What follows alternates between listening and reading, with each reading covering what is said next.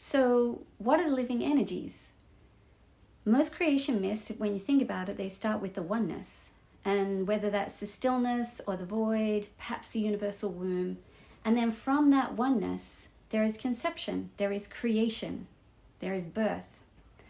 And then it becomes more than one, duality. And then from there, naturally, there's this need for balance because things become dynamic. There's movement. Now, even though there is more than one now, that oneness, a drop of the great mystery, is in everything that is created from there. So the oneness is still present, is still existing.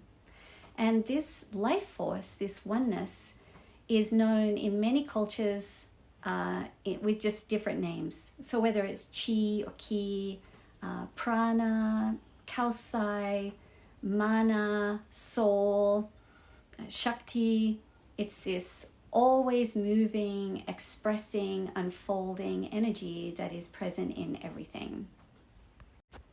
Now, even though there's a drop of the great mystery, the oneness in everything, everything also has its own vibration.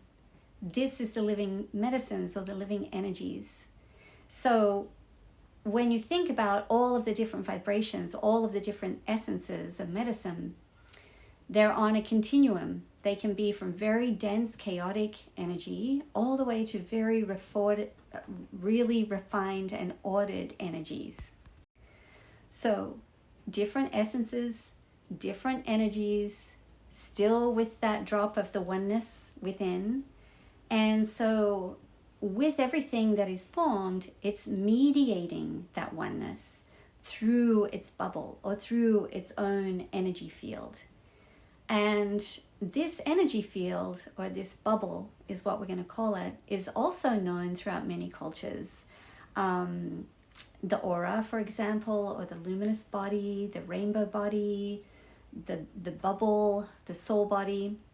In the old Irish way, this was called the Coicanam. So Anam means soul and Coic means shrine. So when we're talking about the ancestors, we're talking about this bubble.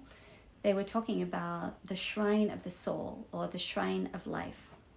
In the Andes, this is known by the Pacos as the Pokpo or the bubble. And so your bubble, it surrounds you and it connects you with all the other living energies.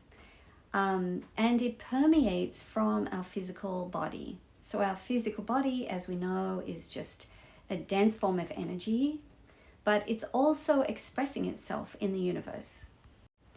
So let's go back to why the medicine path. Well, the medicine path teaches us that our world is conscious. All of these different energies, all of these different essences are conscious. And when we understand that we are connected and that everything is conscious, then we begin to understand that we are actually being invited to be conscious of other conscious beings, right? So as much as we think that we're reaching out and we're connecting with trees, perhaps we are responding to an invitation from trees to connect with them.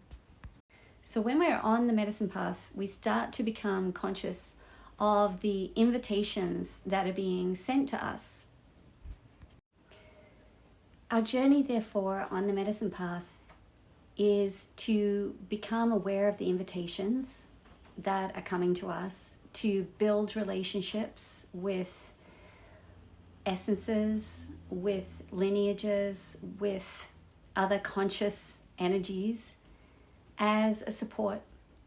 And we receive that support so that we can heal ourselves, we can become more of what we are, maybe not who we are, but more of what we are.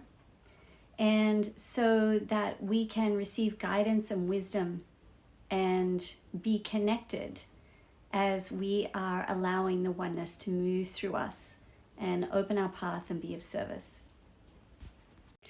So here's some key concepts that support our navigation along the path. So the first key concept is that the oneness teaches us that we're not alone, because there's a drop of that oneness in everything. And in that way, we remember that we're connected, and we remember that everything is a mirror and that we are the microcosm of the macrocosm. The 7 threads lineage that we're working with, it provides us with a map so that we can orient, and it also opens us to particular living energies, particular medicines that are going to support us in our journey. And so we've talked about the oneness as being a key concept, but we also work with duality, or the two-ness. And the twos are really important because they are really about complementary opposites or complementary energies. The left and the right hand, perhaps the feminine and the masculine, these complementary opposites, light and dark, the light and the dark halves of the year, the vertical and the horizontal, or time and space. These twos really teach us about how to harmonize. And then when we are working with harmonizing through being conscious of life, death, and rebirth, then the third way begins to open up, which leads us to the concept of the 3, or the sacred 3. When you think about the 3, there's the 3 worlds. We have these 3 energy centers in our body, or the 3 cauldrons that we'll talk about later. And so what we're really aiming to do when we're coming into alignment with the living energies on the medicine path is to be in those 3 worlds, those 3 dimensions together in unison, maybe even at the same time. The concept of the bubble. So the bubble is the way that we restore our power and we develop relationships with other medicines. And over time, our bubble actually becomes a medicine body.